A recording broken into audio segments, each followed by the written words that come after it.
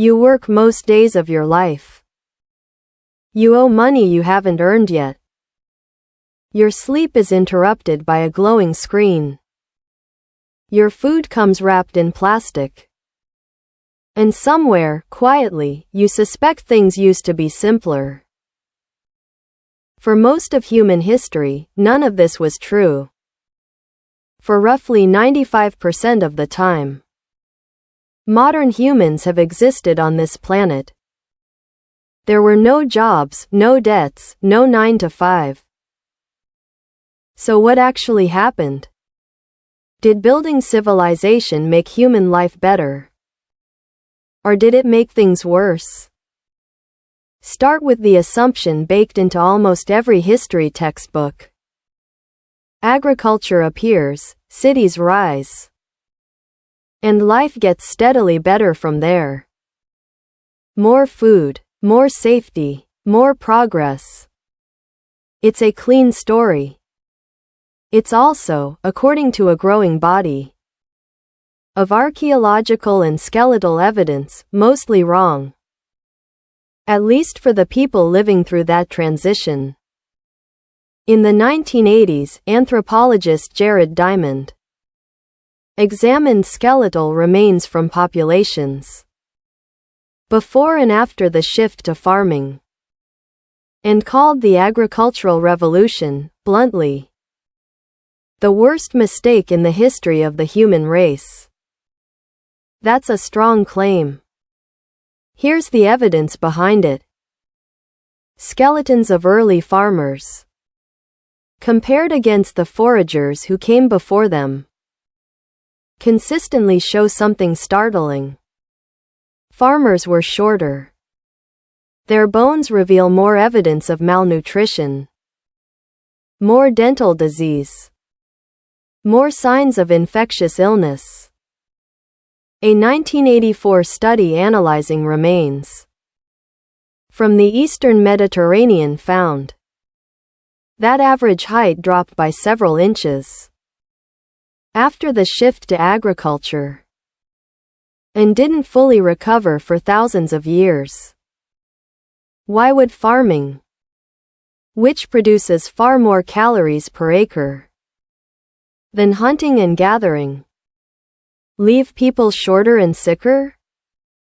The answer lies in what those calories actually were. Hunter-gatherer diets were broad. Dozens of different plants, varied meat sources. Whatever the season offered. Early farming diets narrowed dramatically, often centering on a single staple crop, like wheat, rice, or maize. More food, but far less nutritional diversity. You can fill a stomach with grain and still starve your body of what it actually needs. Now picture the contrast directly. A forager, 15,000 years ago, moves through a forest, picking from dozens of plant species across a single afternoon, supplementing with fish, birds, and game, depending on the season. An early farmer, 5,000 years later, wakes before sunrise to tend a single field of wheat, eats mostly bread and porridge from that same wheat, and repeats this for the rest of their working life. One diet is varied by necessity. The other is narrow by design. There's a second piece of evidence that's harder to dismiss. Anthropologist James Sussman has spent decades studying the Jew, Honski San of the Kalahari, one of the last populations to live a largely foraging lifestyle into the modern era. Time allocation studies among groups like this, going back to the work of anthropologist Marshall Salins in the 1960s, found something that upends the image of constant prehistoric struggle. Many hunter-gatherer societies spent roughly 15 to 20 hours a week, actually acquiring food. The rest of their time went to rest, socializing, storytelling, and craft. Salins coined a phrase for this that's stuck in anthropology ever since. He called foraging societies the original affluent society, not because they had abundant possessions, but because they had abundant time and remarkably modest material wants that were easily met. Compare that to early agricultural life.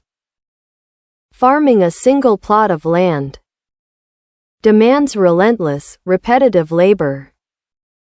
Clearing fields, planting, weeding, guarding crops from animals and rival groups, harvesting before weather destroys months of work, then doing it all again next season. The leisure time that defined much of forager life didn't just shrink with agriculture. In many early farming societies, it nearly vanished. Here's where the story gets even more counterintuitive. If farming meant worse health, harder labor, and less free time, why did anyone switch?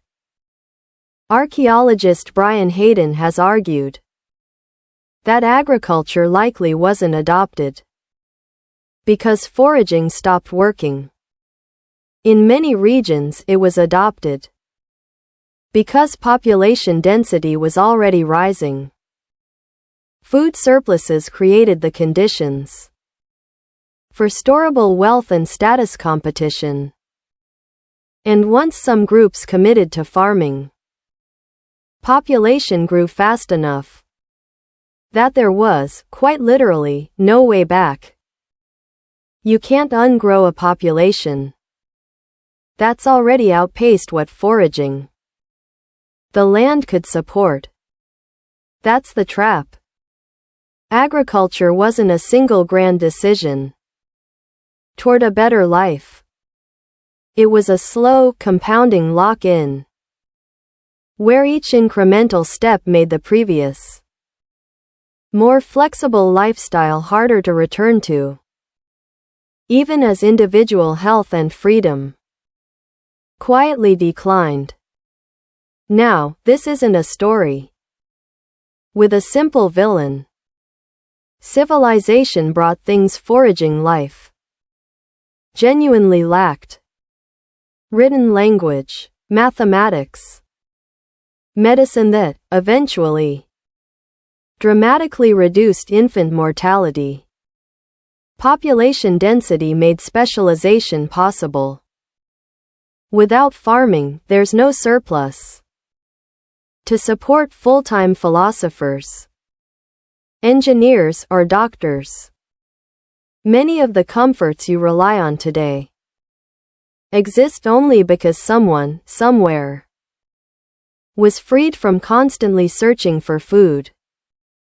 But the timeline of that benefit matters enormously. For the vast majority of people, across most of the roughly 12,000 years since agriculture began, life didn't immediately improve. Skeletal evidence suggests average human health didn't consistently surpass pre-agricultural levels until shockingly recently. Arguably not until the last 2 centuries.